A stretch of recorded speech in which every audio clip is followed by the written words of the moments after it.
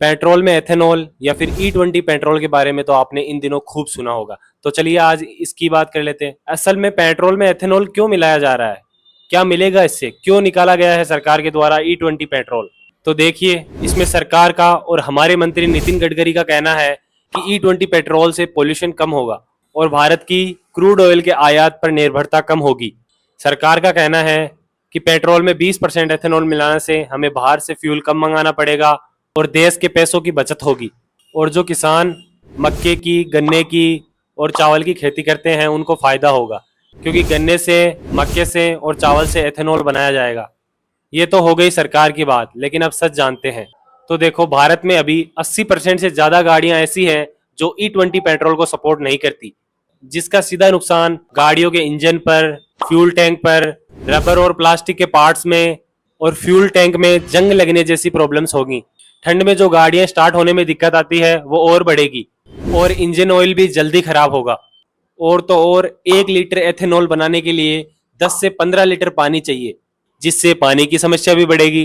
तो देखो, देश की 80% वो गाड़ियां जो E20 फ्यूल सपोर्ट नहीं करती, उनके मालिक ना तो वो लोग E20 पेट्रोल से खुश होंगे और पानी की खपत बढ़ जाने से पानी की भी समस्या होगी। तो इससे फायदा होगा किसका? क्या आप लोगों को नहीं लगता कि ये बहुत जल्दबाजी का डिसीजन है? और तो और हमारे मंत्री नितिन गडकरी जी तो फ्यूचर में E22, E25, E30 पेट्रोल को भी मंजूरी दे चुके हैं। अगर सरकार को क्रूड ऑयल के लिए विदेशों पर निर्भरता ही खत्म करनी थी तो ऑप्शंस और भी थे, जैसे कि E व्हीकल्स को बढ़ावा देना और कंपनियों को, देश के लोगों को E20 और E30 पेट्रोल के लिए तैयार होने के लिए समय देना चाहिए था। अगर सरकार ये कहती कि 5 साल बाद या फिर 10 साल बाद हम E20 या फिर E30 पेट्रोल लाने वाले हैं, तो उससे लोग भी तैयार हो जाते और कंपनियां भी E20 और E30 सपोर्ट करने वाले इंजन के साथ गाड़ियां तैयार करती। और हाल ही में आपने एक इन्फ्लुएंसर का वीडियो भी देखा होगा जो मेघालय की एक एथेनॉल फैक्ट्री की रिपोर्ट्स दे रहे हैं। एथेनॉल की एक फैक्ट्री की वजह से पूरा गांव पोल्यूटेड हो रहा है।